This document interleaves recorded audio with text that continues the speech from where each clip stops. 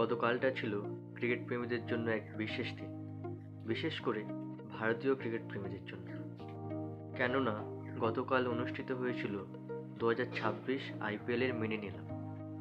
তাই সমস্ত ক্রিকেট প্রেমী দর্শকরা সকাল থেকে এই নিলামে চোখ রেখেছিল, শুধুমাত্র তাদের পছন্দের দলগুলিকে দেখার জন্য তারা কোন কোন প্লেয়ারকে তাদের দলে অন্তর্ভুক্ত করেছে ও নিলাম শেষে তাদের দলটি ঠিক কতটা শক্তিশালী হয়েছে ও তাদের স্কোয়াডটি ঠিক কত পরিমাণ শক্তিশালী হয়েছে সেটা দেখার জন্য। তো আমরা আজকের কথা বলবো কেকেআরকে নিয়ে।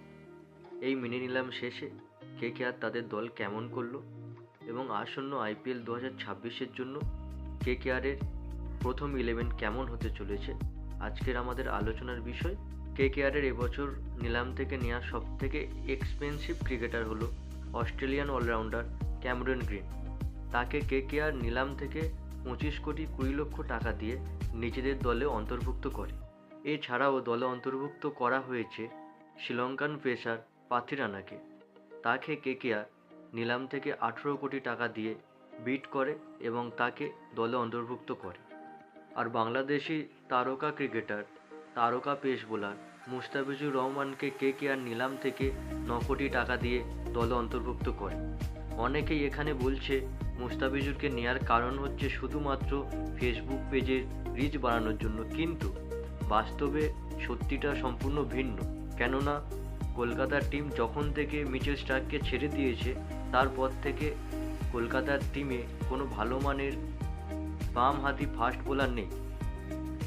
তাই কলকাতা ম্যানেজমেন্ট পরিকল্পিতভাবে একজন বামহাতি ফাস্ট বোলারকে নেওয়ার জন্য মুস্তাফিজুর রহমানকে দলে অন্তর্ভুক্ত করে। আর মুস্তাফিজুর রহমানের মধ্যে সেই অ্যাবিলিটি রয়েছে। মুস্তাফিজুর রহমান এর আগেও আইপিএলে অনেকগুলি দলের হয়ে খেলেছে এবং সে একজন পরীক্ষিত ক্রিকেটার আইপিএলের জন্য। তাই কেকেআর সমর্থকরা আশাবাদী মুস্তাফিজুর রহমানকে নিয়ে। তারা আশাবাদী মুস্তাফিজুর রহমান আসন্ন আইপিএল 2026-এ কেকেআর দলের হয়ে একটি গুরুত্বপূর্ণ ভূমিকা পালন করবে। এছাড়াও দলে অন্তর্ভুক্ত করা হয়েছে নিউজিল্যান্ডের জাতীয় দলের 3 ক্রিকেটারকে। তারা হলেন ফিন অ্যালেন, রাচিন রবীন্দ্র এবং টিম সাইফার্ট। আর যদি ভারতীয় ক্রিকেটারদের কথায় আসা যায় তাহলে আমরা দেখতে পাবো মিনি নিলাম থেকে কেকেআর ম্যানেজমেন্ট বেশ কিছু ভালো মানের দেশীয় ক্রিকেটারকে দলে অন্তর্ভুক্ত করেছে। এই দেশীয় ক্রিকেটারগুলি হলো আকাশদীপ বর্তমানে ভারতীয় টেস্ট টিমের জন্য একজন অপরিহার্য ক্রিকেটার।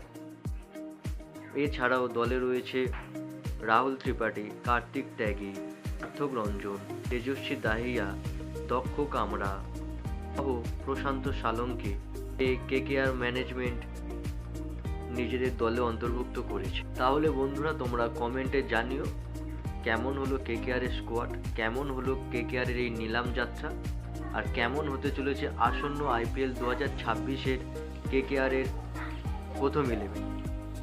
তো তোমরা অবশ্যই কমেন্ট বক্সে কমেন্ট করে জানিও তোমাদের মতামত, তোমাদের প্রেডিকশন। তো দেখা হচ্ছে পরের ভিডিওতে, সাথে থেকো।